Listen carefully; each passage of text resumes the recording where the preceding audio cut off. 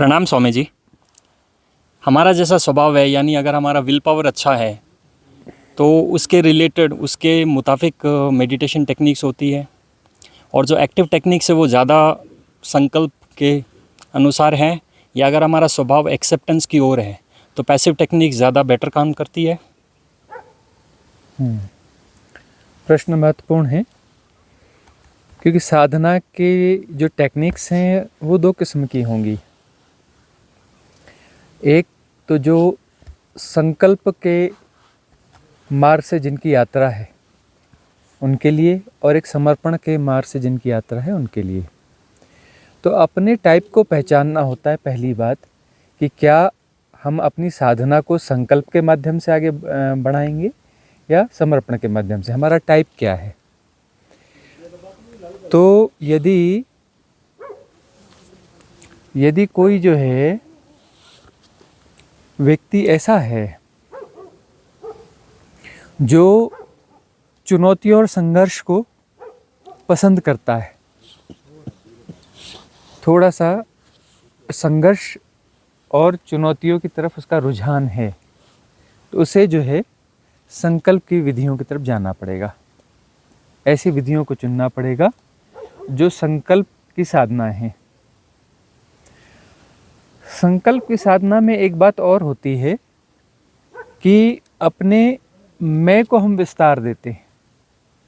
अपने मैं को हम विस्तार देते हैं और मैं के अंदर सब कुछ समेटने की कोशिश करते हैं। और समर्पण की साधना में हम अपने आप को डिसॉल्व करने की बात करते हैं। हम अपने आप को डिसॉल्व करने की बात करते हैं। अब यहाँ पर आपने देखा होगा, जो भी हमारी चर्चाएं होती रहती हैं तो उन चर्चाओं में हम डिसॉल्व करने की बातें ज़्यादा करते हैं।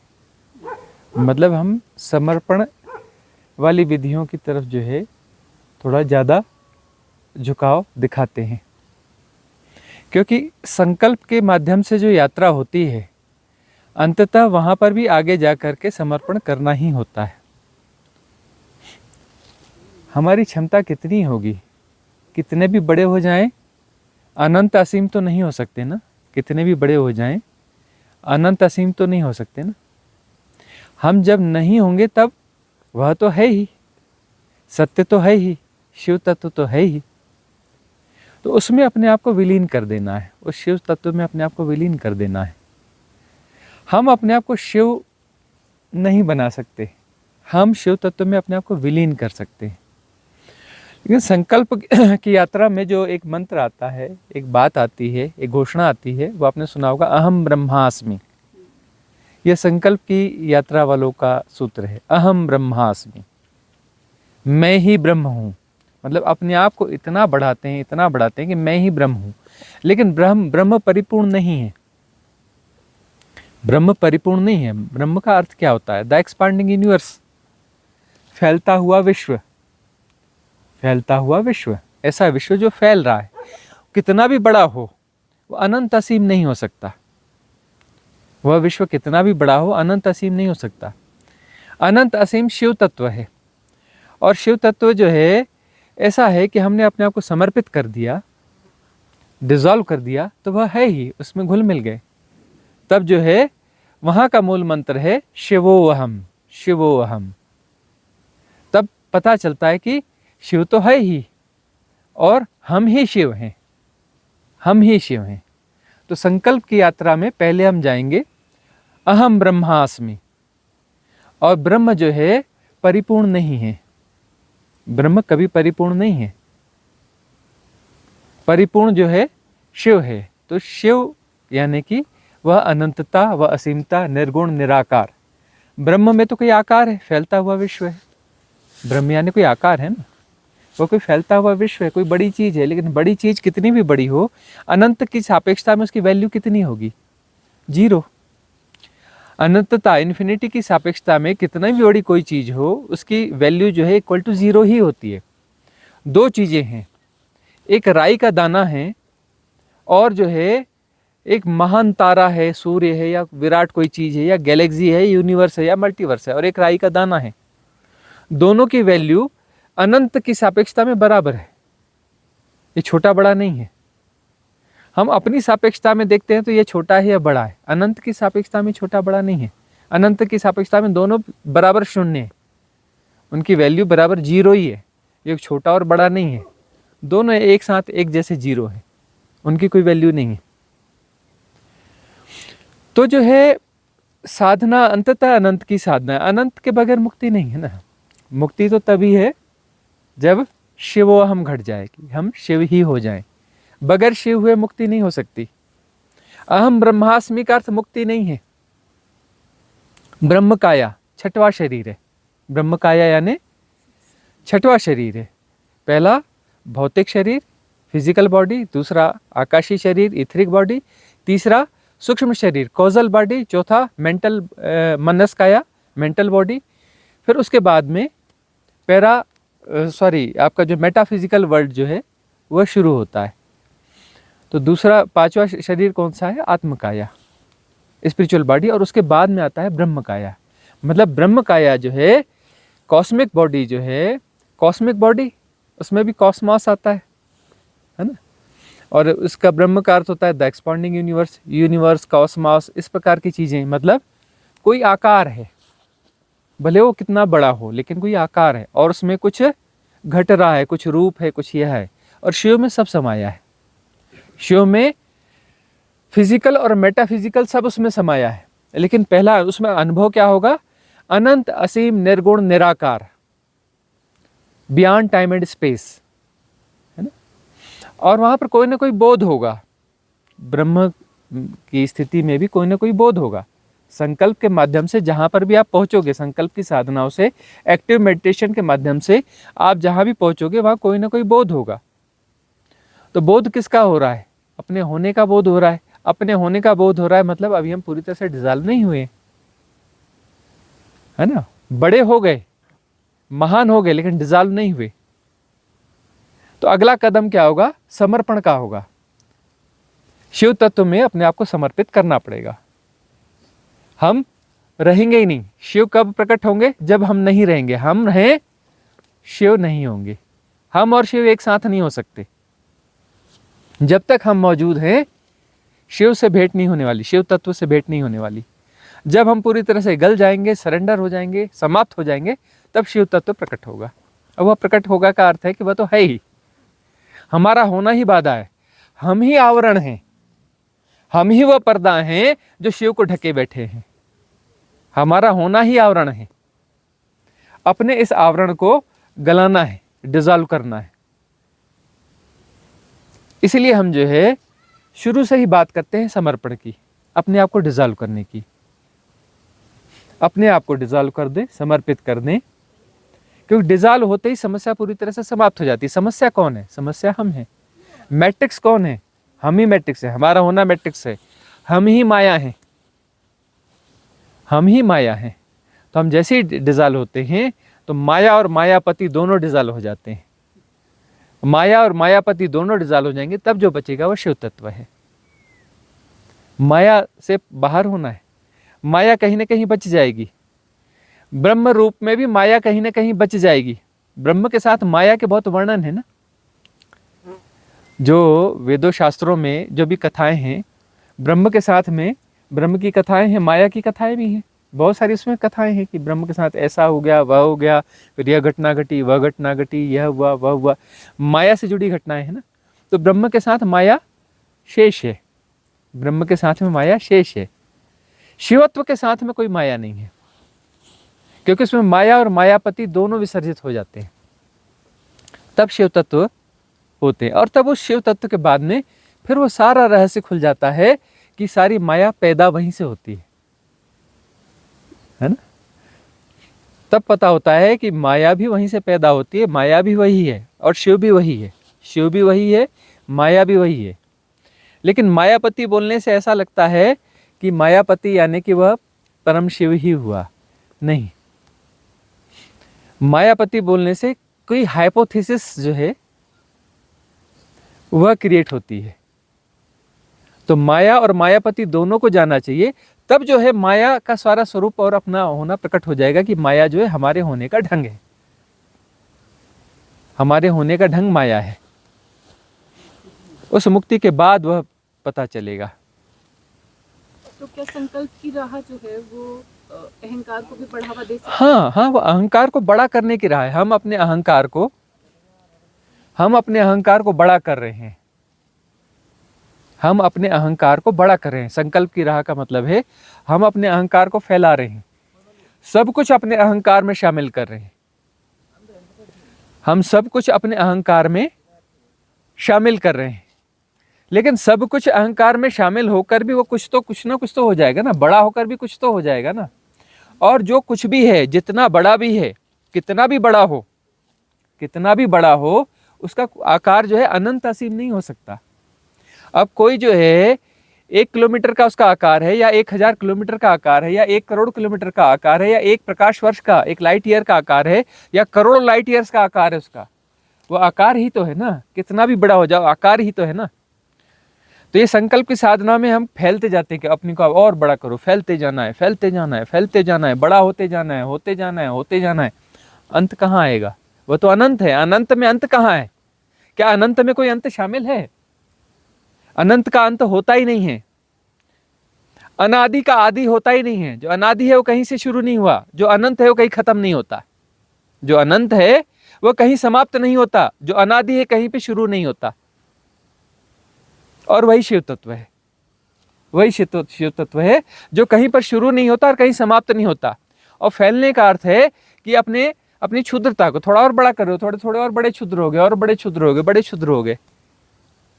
अनंत और असीम तो नहीं हुए, निर्गुण और निराकार तो न हुए। तो शिव तत्व जो है वह अनंत असीम निर्गुण निराकार है, और वह समर्पण से ही संभव है पहुंचना। और ये जो बात है संकल्प की साधना है, ये फैलने की साधना है। ठीक है, बुरा नहीं है कि जहां हो उससे तो बेहतर है, और यह एक सीढ़ी की तरह हो सकता है। यह सीढ़ी की तरह हो सकता है, यह परिपूर्णता नहीं हो सकती। संकल्प की साधना सदा सीढ़ी की साधना है, वह एक स्टेप है। अंततः तो समर्पण ही होगा, और समर्पण ही मुक्ति है। समर्पण से ही मुक्ति संभव है। संकल्प से मुक्ति संभव नहीं है। संकल्प से हम बड़े होंगे, लेकिन विराट नहीं होंगे। अच्छा चलो, विराट भी हम कह लें तो विराट का क्या अर्थ है? विराट का अर्थ होता है कि बहुत बड़ा। विराट का क्या अर्थ होता है? बहुत बड़ा। लेकिन अनंत और असीम उसका अर्थ नहीं हो सकता। वह इन्फिनिटी नहीं है, वह अनंतता नहीं है, वह शिव तत्व नहीं है। विराटता शिव तत्व नहीं हो सकती, वह ब्रह्म का ही कोई स्वरूप होगा। लेकिन जो है साधक के लिए ठीक है, साधक के लिए शुरुआती दौर में ठीक है, स्टेप की तरह ठीक है, सीढ़ी की तरह ठीक है। अगला प्रश्न आपका है। हाँ, प्रणाम स्वामी जी। इसी बात पर कि हम कैसे प्रॉपर में डायग्नोसिस करें कि हमारा एक्सेप्टेंस का मार्ग है कि संकल्प का मार्ग है? हाँ, यह देखना पड़ेगा कि हम किस प्रवृत्ति के हैं। क्या हम जुझारू प्रवृत्ति के हैं, जूझ जाते हैं कहीं पर, है ना? यदि हम जुझारू प्रवृत्ति के हैं और जूझ जाते हैं, और हम जो है समन्वय को महत्व नहीं देते हैं कि समन्वय के साथ में काम कर लें, चलो ठीक है जाने दो, तो यह जो इस प्रकार की यदि प्रवृत्ति है, जुझारूपन की प्रवृत्ति है कि नहीं यह ऐसा ही होना चाहिए, आग्रह दुराग्रह बहुत ज़्यादा है, इसको ऐसा ही मैनेज करना है, कुछ ज़्यादा ही कुछ है, तब वह देखना चाहिए कि हम थोड़े संकल्पवान हैं। उस संकल्प के द्वारा ही फिर उन चीज़ों को पूरा किया जाता है। हम किसी चीज़ को, चुनौती को स्वीकार करते हैं और चुनौती को पूरा करने के लिए जूझ जाते हैं, मतलब हम संकल्प के मार्गी हैं, हम संकल्प के माध्यम से साधना करने वाले हैं। तो वह अपनी प्रवृत्ति है, तो उस मार्ग पे आगे बढ़ना चाहिए। और सरेंडर का मतलब यह है कि यदि कुछ हो भी गया तो ठीक है, हो गया तो हो गया, अब ऐसा घट गया तो घट गया, एक्सेप्टेंस वहाँ पे आ जाता है। एक्सेप्टेंस जहाँ पर ज़्यादा है कि एक्सेप्टेंस है कि चलो ठीक है, ऐसा भी है, चलो ठीक है, चलो चला लेते हैं, तो एक्सेप्टेंस जहाँ पर ज़्यादा है, समन्वय की भावना जहाँ ज़्यादा है, वहाँ पहचानना चाहिए कि हमारा मार्ग समर्पण का मार्ग होगा। और यह अलग बात है कि संकल्प के मार्ग पर अंततः जाकर के समर्पित तो होना ही पड़ेगा। बगैर समर्पण के मुक्ति नहीं है, बगैर समर्पण के मुक्ति संभव नहीं है। अगला प्रश्न आपका ही है। हाँ जी स्वामी जी, कुछ दिन पहले अपनी इंटेंसिटी की बात हो रही थी, तो अब ये तो दिख रहा है कि इंटेंसिटी तो है नहीं, तो अब उसको कैसे बढ़ावा दिया जाए? क्या सिर्फ ध्यान करते करते ही बढ़ावा मिलता है या कोई और भी हाँ। है या हाँ, मतलब इंटेंसिटी से समझ में बात यह आती है कि हम दांव पूरा नहीं लगा रहे हैं, है ना।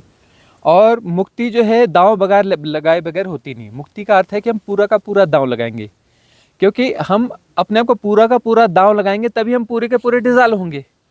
हम अपने आप को पूरा का पूरा दांव लगाएंगे तभी हम पूरे के पूरे डिज़ॉल्व होंगे, और पूरे के पूरे डिज़ॉल्व होंगे तभी मुक्ति है। 99% से बात नहीं बनने वाली है, 100% से बात बनेगी, है ना। 99% समर्पण नहीं होता है। समर्पण या तो होता है या तो नहीं होता है, ठीक है ना। तो 100% जब तक नहीं बनेगी बात, 100% जब तक नहीं बनेगी बात, तब तक बात पूरी बनेगी नहीं।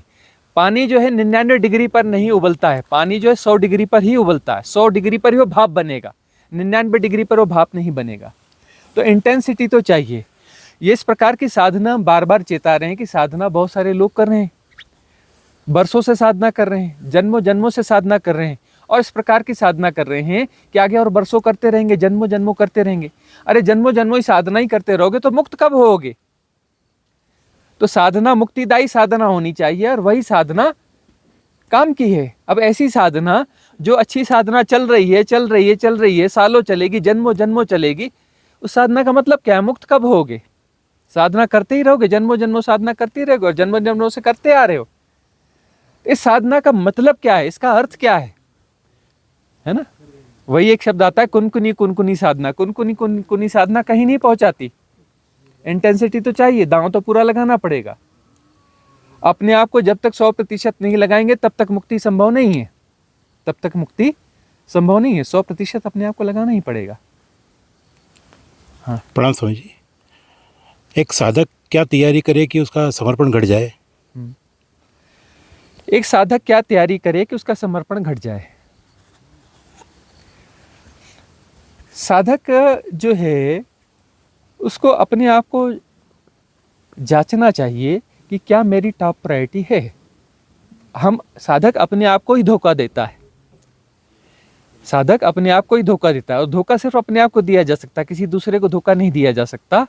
वह कहता है कि ठीक है मेरी साधना चल रही है, उससे पूछो कि मुक्त होना है, हाँ मुक्त होना है ना। लेकिन क्या फिर मुक्त होना है तो मुक्त होने की दिशा में उसके प्रयास ठीक ठीक हैं? उसका प्रयास ठीक ठीक है? क्या उसकी टॉप प्रायोरिटी मुक्ति है? यदि वो दूसरी प्रायोरिटीज हैं, जीवन में उसकी दूसरी टॉप प्रायोरिटीज दूसरी हैं, मतलब उसका समर्पण, उसका जो है उसकी इंटेंसिटी प्रॉपर नहीं है, इंटेंसिटी प्रॉपर नहीं है, तो जो कुछ करेगा आधा अधूरा करेगा। आधा अधूरा करके वो अपने आप को जस्टिफाई करता रहेगा, अपने आप को जस्टिफाई करता रहेगा कि मैं साधना तो कर ही रहा हूँ, आज नहीं कल तो मुक्त हो ही जाऊंगा। अभी धीरे धीरे होता है, स्टेप बाय स्टेप होता है, धीरे धीरे मैंने साधना करनी और धीरे धीरे कभी ना कभी मुक्त हो जाऊंगा। लेकिन यह जो डिसेप्शन है, यह जो धोखा है, वह अपने आप को लंबे समय से देता आ रहा है, जन्मों जन्मों से देता आ रहा है, और देता रहेगा कि मैं साधना कर रहा हूँ, धीरे धीरे करता रहूँगा और कभी ना कभी हो जाएगा। और बाकी जो दुनियादारी के काम हैं, कोई ज़रूरी चीज़ है, वहाँ पर अपने आप को पूरा झोंक देता है, वहाँ पर नहीं अब धीरे धीरे करता हूँ हो जाएगा, ऐसी बात नहीं, नहीं अभी इसको निपटाना है, नहीं इसको करना ही है ना। दुनियादारी के कामों में तो अपने आप को पूरा झोंक देते हैं ना, वहाँ तो नहीं करते कह रहे ग्रेजुअली धीरे धीरे हो जाएगा, देख लेते हैं, वहाँ तो अपने आप को पूरा झोंक देते हैं। तो वही देखना चाहिए अपने आप को कि हमारी वो टॉप प्रायोरिटी है या नहीं है।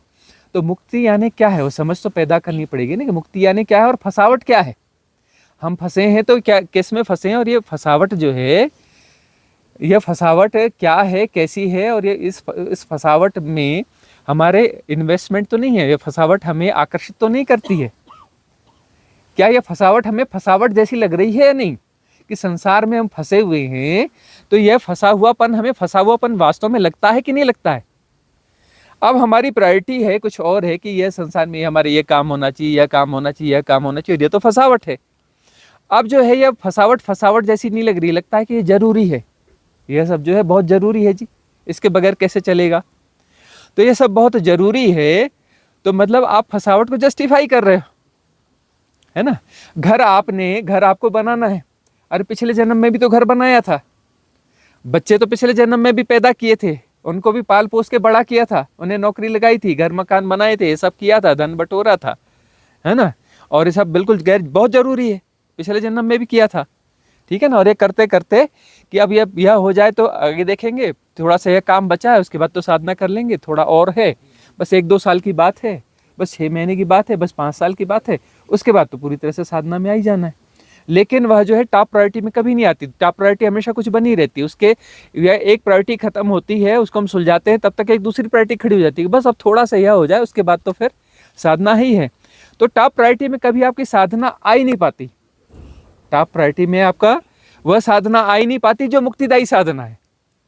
वह साधना आती है कि थोड़ा थोड़ा कुछ होता रहेगा, होता रहेगा, होता रहेगा और चलती रहेगी साधना। वह वाली साधना आपकी टॉप प्रायोरिटी में कभी नहीं आती। तो आप अपने आप को जस्टिफाई भी करते हैं कि हम कुछ ना कुछ तो कर ही रहे हैं ना, साधना हमने छोड़ी तो नहीं है ना, साधना तो हम कर ही रहे हैं, लेकिन अब यह भी तो जरूरी है, यह भी करना है, ठीक है। तो यह जो बैलेंस होना चाहिए, लेकिन बैलेंस के साथ में यह समझ होना चाहिए कि हम कितनी जल्दी जो है इससे बाहर हो जाएं और टॉप प्रायोरिटी में साधना को रखें। अब यह भी तो समझ होना चाहिए कि हम जो कह रहे हैं कि हमें यह बहुत ज़्यादा ज़रूरी है, इसके बगैर तो चल ही नहीं सकता। और क्या आपके जीवन की गारंटी है? आज आप जिंदा हो, क्या कल जिंदा रहने की आपकी गारंटी है? आप कहते हो 5 साल, 5 साल की आपकी गारंटी कि 5 साल आप जिंदा रहोगे, 5 साल बाद इंटेंस साधना कर लोगे, गारंटी है? तो जो है गारंटी है ही नहीं। जब जीवन की गारंटी नहीं है कि 5 साल आप जिंदा रहोगे और ये कहते हो कि यह बहुत जरूरी है, तो फिर जो है अब इस बीच में यदि आप नहीं रहोगे तो यह आपको विचार करना पड़ेगा। इस बीच में यदि आप नहीं रहते हो तो क्या वह घर परिवार नहीं चलेगा, वह बाकी चीजें नहीं चलेंगी? यदि इस बीच में आप नहीं रहोगे तो क्या संसार रुक जाएगा आपके बगैर? आपने नहीं देखा है आपके आस पड़ोस के लोग जो है कई गुजर गए, मर गए, आपके परिवार के लोग मर गए, गुजर गए, और आपको लगता था कि इनके बगैर जो है परिवार चले नहीं सकता, ये नहीं रहेंगे तो परिवार की रीढ़ टूट जाएगी, परिवार बिखर जाएगा, यह हो जाएगा, वह हो जाएगा, जाने क्या होगा। लेकिन उसके बगैर भी तो परिवार चलता है। वह व्यक्ति मर जाता है, उसके मरने के बाद भी तो परिवार चलता है। संसार कहीं रुकता है उसके बगैर? संसार बराबर चलता रहता है। कोई मर जाए, संसार कभी रुकता नहीं है, किसी के लिए संसार प्रतीक्षा नहीं करता, ठीक है ना। और हमें ऐसा लगता है कि हम नहीं रहेंगे तो संसार चलेगा ही नहीं, वह परिवार का क्या होगा और यह क्या होगा, लोग जी ही नहीं पाएंगे, और सबके बगैर संसार चलता है। और वह जाने वाला चला जाता है, भले वो की मैन पर्सन हो, परिवार का की मैन पर्सन हो, वह मर जाता है तो भी 13 दिन के बाद में कोई से याद नहीं करता। एक फूल की माला चढ़ा देते हैं, फूल की माला चढ़ाने के बाद कोई याद नहीं करता है ना। तो यह जो है समझना तो पड़ेगा, खुद को ही समझना पड़ेगा कि हमें यह टॉप प्रायोरिटी हमने बनाई है या नहीं बनाई है ना? और यदि हमारी टॉप प्रायोरिटी होगी तो हमारी साधना अपने आप सफल होने लगेगी, हमारा समर्पण अपने आप घटने लगेगा, सब कुछ सही हो जाएगा। वो दिमाग के जाले हट जाएं कि ये जो आप घर बनाने को टॉप प्रायोरिटी कह रहे हो, ये हर जन्म में आपने घर बनाया है। यह जो आप बच्चों का कह रहे हो, अभी पिछले जन्म का बच्चा है आपका, पिछले जन्म का आपका बच्चा है, वो हॉस्पिटल में एडमिट है, वो मर रहा है, आपको उसकी चिंता नहीं हो रही है। और पिछले जन्म में उसको छींक भी आ गई तो आप परेशान हो जाते थे। पिछले जन्म में आपका बच्चे को छींक आती थी तो आप परेशान हो जाते, और अभी हॉस्पिटल में एडमिट है और आपको उसका पता भी नहीं है, उसको ख्याल भी नहीं है, आपको की चिंता भी नहीं है। आपको अभी वाले इस मायाजाल की चिंता है जो अभी आपने बुना है। और जब रह जाओगे, मर जाओगे, अगले जन्म में जाओगे, फिर इसकी चिंता हट जाएगी। ये घर जो आपने बनाया टूट रहा होगा तो आपको कोई फर्क नहीं पड़ने वाला है ना। तो ये समझ जो है, ये समझ जब तक विकसित नहीं होगी कि ये जहां जो है सब कुछ नश्वर है, यहाँ सब कुछ नश्वर है, सब नदी नाव संजोग है, आज है कल नहीं रहेगा, सब नदी नाव संजोग है। और इसके लिए तुम अपना इन्वेस्टमेंट क्या दे रहे हो? तुम अपने आप को खपा रहे हो उसके लिए जो आज है और कल नहीं रहेगा। देखते हो जिस गांव में रहते हो, जिस गली मोहल्ले में रहते हो, वहां से अर्थियां उठते हुए रोज देखते हो, अर्थियां उठती रहती है। शमशान में जाओ, मुर्दे जलते रहते हैं, शमशान में जाओ, मुर्दे जलते रहते हैं, कब्रें देखते रहते हो, लोगों को गड़ते हुए देखते रहते हो, उसके बावजूद जो है होश नहीं आता, उसके बावजूद होश नहीं आता है। तो यह जो है सब कुछ नश्वर है, नदी नाव संजोग है, और जिसको तुम टॉप प्रायोरिटी समझ रहे हो वह छिन जाने वाला है। जब तक यह चीज स्पष्ट नहीं होगी तब तक जो है गहरी साधना नहीं घटेगी। इसलिए बुद्ध और महावीर क्या किया करते थे, कोई आता था तो क्या कहते थे, जाओ पहले शमशान में कुछ दिन रहे आओ, वहां लगातार लोगों को आते देखोगे, जलते हुए देखोगे, तब अपना जो है अंदर से वो सबकॉन्शियस माइंड में जो सारे पैटर्न्स से बने हुए हैं वो डिजॉल्व होंगे, तब जाके डिजॉल्व होंगे, और तब वो घटना घटेगी कि अपना दांव पूरा लगा पाओगे। यदि संसार नश्वर नहीं, ऐसा लगता है कि नहीं संसार सार्थक है, तब तक आप पूरा दांव नहीं लगा सकते। संसार में, संबंधों में आपको सार्थकता यदि दिखती है, आप पूरा दांव कभी नहीं लगा सकते।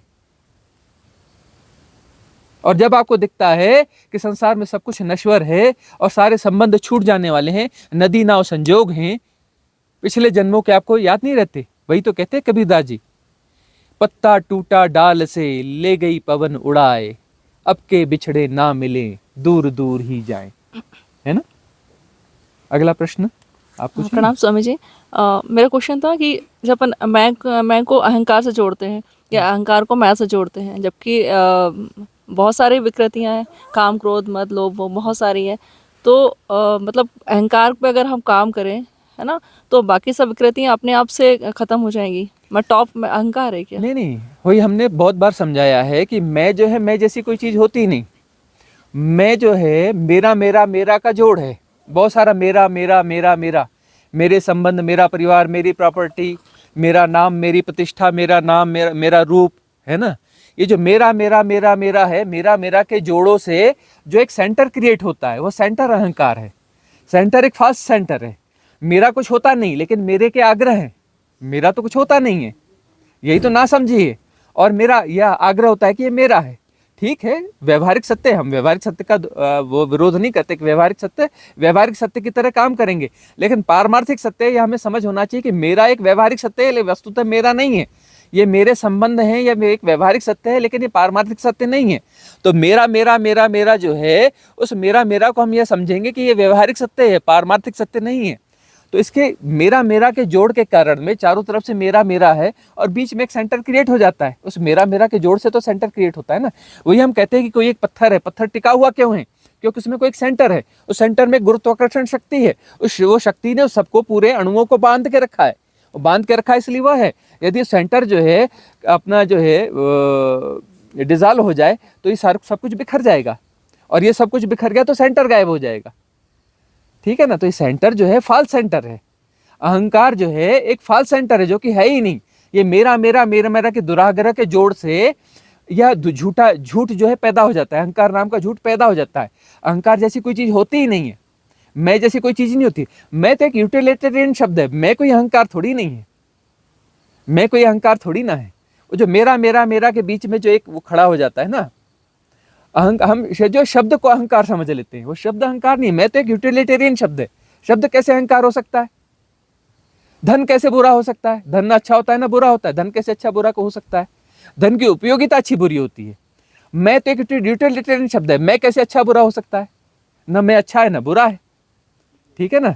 तो अब जो है उस मैं में जो वो है, ये शब्द की बात नहीं करे, वह जो न्यस्त चीज है उस मैं में, उस मेरा मेरा मेरा के कारण जो वह चीज खड़ी होती है, वह अहंकार है। उस तत्व को समझना है, अहंकार के तत्व को समझना है। अहंकार शब्द नहीं है, वह एक तत्व है। हम भूल भुलैया में पड़ जाते हैं, हम मैं को अहंकार समझते हैं। मैं के साथ में न्यस्त जो तत्व है, वह तत्व अहंकार है। और वो तत्व कब विसर्जित होगा? जब ये मेरा मेरा मेरा मेरा को हम समझेंगे कि ये मेरा मेरा है, ठीक है, उपयोगिता है, यह उपयोगिता बनी रहेगी, व्यवहारिक सत्य है, लेकिन यह पारमार्थिक सत्य नहीं है। व्यवहारिक सत्य और पारमार्थिक सत्य को अलग अलग समझना पड़ेगा। व्यवहारिक सत्य काम करते रहेंगे, ये हम कह रहे हैं, धन काम करता रहेगा, संसार काम करता रहेगा, लेकिन यह व्यवहारिक सत्य है, पारमार्थिक सत्य नहीं है। संबंध काम करते रहेंगे, ये व्यवहारिक सत्य, पारमार्थिक सत्य नहीं है। जब तक हम ये नहीं समझेंगे तब तक मेरा की पकड़ जो ढीली नहीं पड़ेगी। मेरे की उपयोगिता बनी रहेगी, लेकिन उसकी पकड़ ढीली पड़ जाएगी। पकड़ ढीली पड़ जाएगी तो बीच में जो अहंकार का तत्व है वो विसर्जित हो जाएगा। इसी को गुरुजी अटैचमेंट कहते हैं। हाँ, इसी को अटैचमेंट कहते हैं। अटैचमेंट का मतलब वही है ना, हमने मेरा मेरा, उसमें पकड़, पकड़ का मतलब अटैचमेंट। पकड़ तो हमारी है ना, पकड़ तो हम ही बना रहे हैं ना, हमारी तो एनर्जी है जो पकड़ बन रही है। ठीक है ना। पकड़ को ढीली करना है। पकड़ ढीली हो जाएगी तो वो चीज वहीं रहेगी, संबंध वैसे ही चलेंगे, घर परिवार वैसा रहेगा, घर की रजिस्ट्री काम करती रहेगी, उस घर में रहोगे, धन बना रहेगा, बैंक बैलेंस बना रहेगा, सब कुछ वैसे ही रहेगा, लेकिन पकड़ ढीली पड़ जाएगी। वो सवाल उस पकड़ का है। वो पकड़ कहाँ पर है? आपके कॉन्शियस माइंड में नहीं है, वो पकड़ आपके सबकॉन्शियस माइंड में। वह जो मेरा मेरा मेरा की जो दुराग्रह हैं वो सारे आग्रह सबकॉन्शियस माइंड में। पकड़ ढीली करने का मतलब आपको हमने समझाया और पकड़ ढीली हो गई इतना आसान नहीं है। हमने ये डाली बात आपके सबकॉन्शियस माइंड में, इस पर आपको काम करना पड़ेगा। इसे थोड़ा ढीलापन आएगा, पूरा ढीलापन नहीं आएगा। वह ये आपको अवचेतन मन में जो है इस बात को धीरे धीरे समझ के उतारना पड़ेगा। मीमांसा कहते हैं इसे, ठीक है ना। यह मीमांसा आपकी चलती रहेगी तो धीरे धीरे आपके अवचेतन मन में वह बात जाएगी और अवचेतन मन के वो पैटर्न डिसॉल्व होंगे। और अवचेतन मन जब तक नहीं समझेगा, बात समझ में नहीं गया। आप समझ रहे हो, मैं आपसे बात कर रहा हूँ, आपको समझाने से कोई बात नहीं बनने वाली है जब तक ये बात आपके सबकॉन्शियस माइंड को समझ में नहीं आएगी, क्योंकि वो बीमारी अवचेतन मन में है, गहरे मन में दबी हुई है। वह बीमारी आपके अवचेतन मन में दबी हुई है। ऊपर से समझने से बात नहीं बनेगी, ये गहरे तक बात जानी चाहिए, क्लिंजिंग होनी चाहिए। तो मीमांसा के द्वारा भी आप भीतर पहुंचाओगे, क्लिंजिंग मेथड के द्वारा भी करोगे। जितने रास्ते हमने बताए, इसलिए क्यों इतनी सारी विधियां देनी पड़ी हैं, इतनी सारी विधियों की जरूरत क्यों पड़ रही है? क्योंकि अब जो है इतना आसान नहीं है सबकॉन्शियस माइंड को क्लिंजिंग कर लेना, उन सारे पैटर्न्स को डिसॉल्व कर लेना। यदि इतना थोड़े से समझने से बात बन जाती तो फिर तो बात हो गई थी। छोड़ने में डर की फीलिंग आती है। बिल्कुल डर की फीलिंग आएगी। मेरा को छोड़ोगे तो सबसे ज्यादा, क्योंकि मेरे से मैं क्रिएट हो रहा है। मेरे की पकड़ ढीली होगी तो भय पैदा होगा, कह रहे मैं कहाँ बचूंगा, फिर मैं तो बचूंगा ही नहीं, मैं तो मर जाऊंगा। और वह मृत्यु बहुत जरूरी है, मरना बहुत जरूरी है। साधक मरेगा नहीं तो मुक्त नहीं होगा। कौन सी मौत, किसकी मृत्यु है? उस भ्रमात्मक सत्ता की मृत्यु है, इल्यूजनरी बीइंग की मृत्यु है ना। इसलिए गुरु गोरक्षनाथ को बोलना पड़ा, मरो हे जोगी मरो, मरो मरण है मीठा, तिस मरनी मरो, जिस मरनी गोरख मरी दीठा।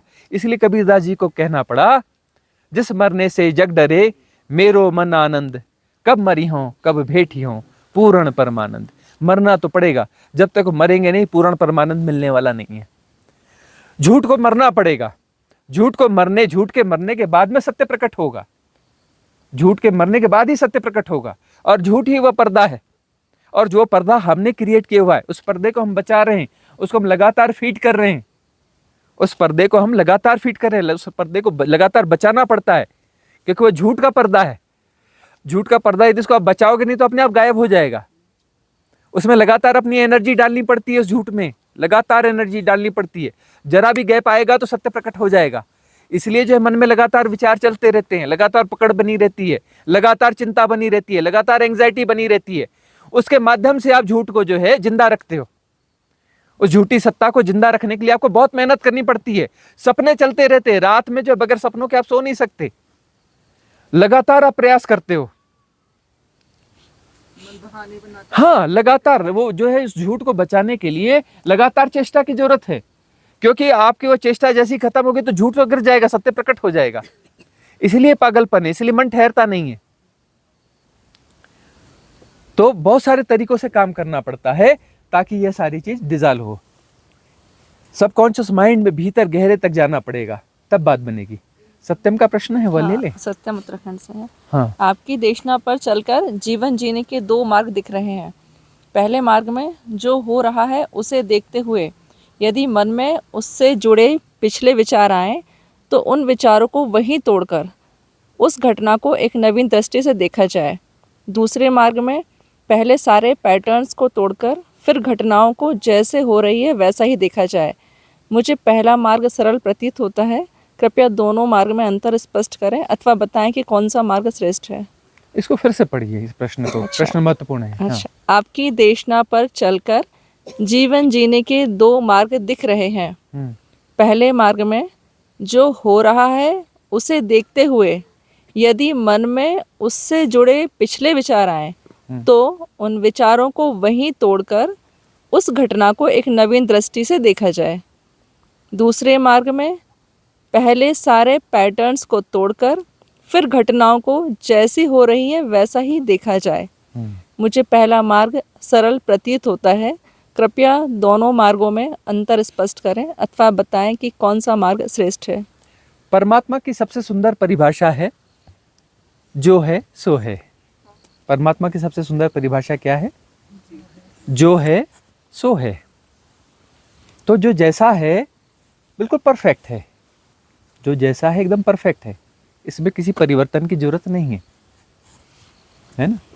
अब ये जो है सो है, यहाँ तक पहुँचना है। तो अब जो है, एक जो मन कहता है कि जो है उसको अस्वीकार करता है, ये ऐसा नहीं ऐसा होना चाहिए। जो है सो है, हमारी प्रैक्टिस क्या है कि यह ऐसा नहीं ऐसा होना चाहिए, उसको हम स्वीकार नहीं करते हैं। हम इसे स्वीकार नहीं करते, जो जैसा है उसको हम वैसा स्वीकार नहीं करते, हम उसे बदलना चाहते हैं, हम उसे बदलना चाहते हैं।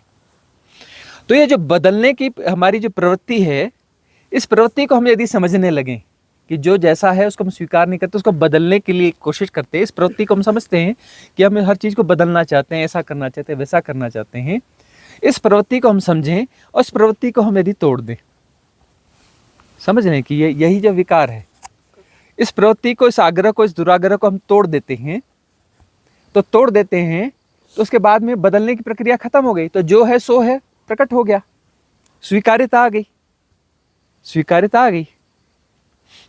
अब जब हमें कुछ बदलना ही नहीं है, जो है ठीक है, उस प्रवृत्ति को हमने डिसॉल्व कर दिया, तो ठीक है, जो है सो है स्वीकार हो गया, स्वीकार हो गया तो बात बन गई, ठीक है ना। अब जो है इसको और दूसरे तरीके से भी देखें कि जो है सो है,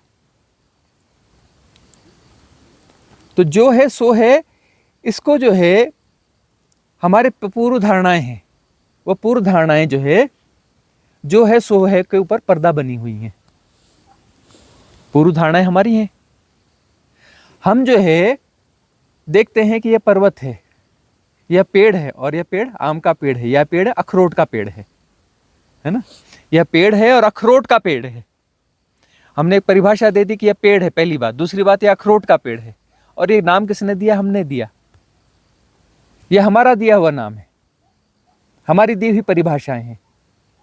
हम सब कुछ डिफाइन करके चल रहे हैं कि यह व्यक्ति अच्छा है, यह व्यक्ति बुरा है, यह ऐसा है, यह वैसा है। सारी धारणाओं के साथ हम जी रहे हैं। यह देश ऐसा है, यह वैसा है, यह प्रवृत्ति अच्छी है, बुरी है, यह शुभ है, यह अशुभ है। हम बहुत सारी धारणाओं के साथ जी रहे हैं। हम देखेंगे तो धारणा ही धारणा है, धारणा ही धरा है। कुछ भी देखते हैं, हम देखते ही तुरंत धारणा आ जाती है, तुरंत हम उसको डिफाइन कर देते हैं, तुरंत हम उसको कैटेगराइज कर देते हैं, तुरंत जो है उसको हम उस पर रिएक्ट कर देते हैं, प्रतिक्रिया कर देते हैं, और उसके बारे में अपनी पूर्व धारणाओं के आधार पर जो है उसको परिभाषित कर देते हैं। तो इसको जैसे हम समझते हैं कि यह क्या है, क्यों हम ऐसा करें, इतनी पूर्व धारणाओं को हम क्यों सहेज के रखे हुए। इन सारी पूर्ण धारणाओं को यदि हम हटा के साफ कर देते हैं, क्लीन कर देते हैं, तो जो है सो है प्रकट है। यदि पूर्ण धारणा हमारे पास है ही नहीं, सब क्लीन हो गया, तो जो है सो है।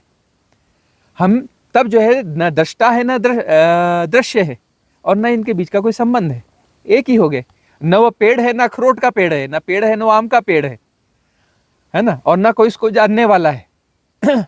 तब जो है वही है परमात्मा के होने का ढंग है। वह पेड़ भी है और यह भी, और दोनों एक हैं, दो नहीं है। अद्वैत घट गया, अद्वैत घट गया, बात समाप्त हो गई, बीमारी खत्म हो गई। तो ये दोनों दो मार्ग हैं और इस तरीके से काम होता है, लेकिन पहुंचना तो अंततः वही है, जो है सो है। किसको क्या अनुकूलता लगती है, अपनी अनुकूलता वह देख ले। जो है सो है, और जो जैसा है परफेक्ट है, हियर एंड नाउ, अभी और यहीं जो जैसा है परफेक्ट है। सब जो जैसा होना चाहिए वैसा ही है, जो जैसा होना चाहिए वैसा ही है। अब यहाँ फिर हम बोलेंगे कि व्यवहारिक सत्य अपनी जगह काम करते रहेंगे, व्यवहारिक सत्य अपनी जगह काम करते रहेंगे। ये पारमार्थिक सत्य जो है अपने भीतर से सब स्पष्ट होना चाहिए। तब आपको जरूरत पड़ने पर बोलना ही पड़ेगा कि अखरोट जो है हमें चाहिए, है ना, अखरोट लेना है। व्यवहारिक सत्य तो अपनी जगह काम करेंगे। कभी बातचीत करेंगे तब आप यहाँ बोलेंगे हाँ ये अखरोट का पेड़ है, लेकिन हम भीतर से जानते हैं कि यह वही है, न यह पेड़ है, न अखरोट का पेड़ है, यह वही है। यह परमात्मा के होने का ढंग है, यह उसके होने का ढंग है। लेकिन जो है व्यवहारिक सत्य काम करेंगे कि हाँ यह पेड़ है और अखरोट का पेड़ है, और अखरोट इस काम में आता है। व्यवहारिक सत्य अपनी जगह काम करते रहेंगे, लेकिन भीतर से जाना जाएगा। जो है सो है, वह अब अंदर से स्पष्ट होगा। तब क्या है, यह लीला होगी। यदि हम अंदर से ये सब जान रहे हैं और फिर व्यवहारिक सत्यों को निभा रहे हैं, तो व्यवहारिक सत्य क्या होंगे? एक लीला होगी। वह स्ट्रेस नहीं होगा, वह एक आनंद होगा, एक खेल होगा। तब स्ट्रेस जो है विदा हो जाएगा, खेल और आनंद हो जाएगा यह। तब तो गुरुजी आग्रह दुराग्रह हठाग्रह सब मिट जाएंगे। हाँ, आग्रह दुराग्रह मिटेंगे तभी तो यह होगा ना। साधना आग्रह दुराग्रहों को विसर्जित करने की साधना है वस्तुतः। और हम कौन हैं? जो इल्यूजनरी बीइंग है, वो आग्रह दुराग्रहों का जोड़ है। इल्यूजनरी बीइंग जो है आग्रह और दुराग्रहों का जोड़ है। तो अंतिम प्रश्न लेते हैं, आपका प्रश्न है। हाँ, प्रणाम स्वामी जी। हम जैसे शिव या कृष्ण की देशना को कैसे जान सकते हैं, कैसे उनसे कनेक्ट हो सकते हैं? कृष्ण और शिव की देशना को कैसे जान सकते हैं? अब आपका रेजोनेंस कहाँ कैसा बैठता है और वह देशना उपलब्ध है ना। कृष्ण की देशना भी उपलब्ध है, शिव की देशना भी उपलब्ध है, हमारी देशना भी उपलब्ध है। तो आपका रेजोनेंस कहाँ बैठ रहा है, कौन सी देशना से बैठ रहा है ना। और वह देशना क्या है? देशना है आपके विसर्जित होने की। आप किस ढंग से विसर्जित होना चाहते हैं। सारी देशना यह है कि आप कैसे नहीं रहेंगे। आपको मिटाने की देशना है, सारी देशना है आपको मिटाने की देशना है कि कैसे आप नहीं रहोगे। सारी देशना है आपको मारने की देशना, आपकी मृत्यु की देशना है, कैसे आप मिट जाओ।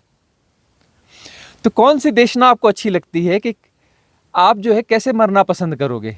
फांसी का फंदा लगाकर, जहर खाकर, छुरा भोग कर, है ना। तो आप किस तरीके से मरना पसंद करोगे वो आपको चुनना है, ठीक है ना। मरना तो है, इस झूठ को मरना तो पड़ेगा। तो ये झूठ आप कैसे विसर्जित करना चाहते हो? कौन सी देशना आपके अनुकूल पड़ती है ना।